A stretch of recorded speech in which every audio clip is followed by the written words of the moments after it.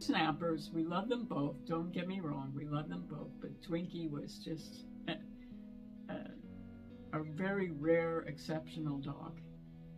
And we both loved both of them to pieces. And when Twinkie passed, it was so hard on the both of us. And I knew that Richard could not be there when I called the veterinarian. He was just in too much pain. I said, Richard, we got to do it. We can't let him suffer like this.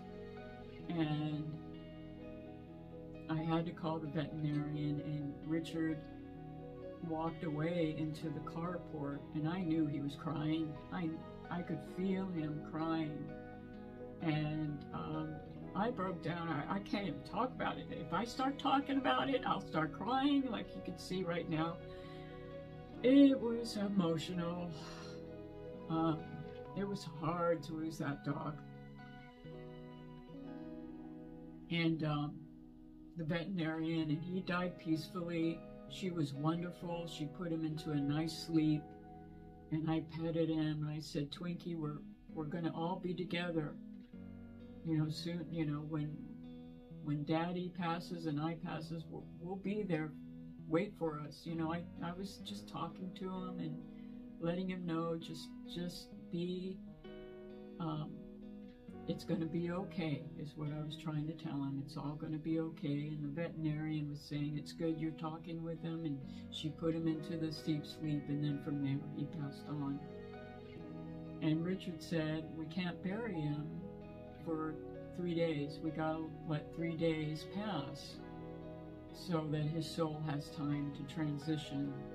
And we put his favorite blanket over him, and we did not bury him for 3 days. And then after the 3rd day, we buried him on the land, and we planted a tree on his grave. But I know that was really hard on Richard. I know he couldn't do it.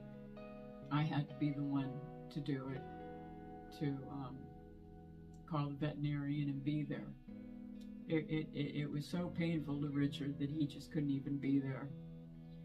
But when it was after, he knew, in terms of religious principles, in terms of knowing about the soul's transition, that every tradition knows you got to give the soul 3 days. You don't just heave the body off to the mortuary on the 1st day and run to the bank, which is what this other person pretty much did.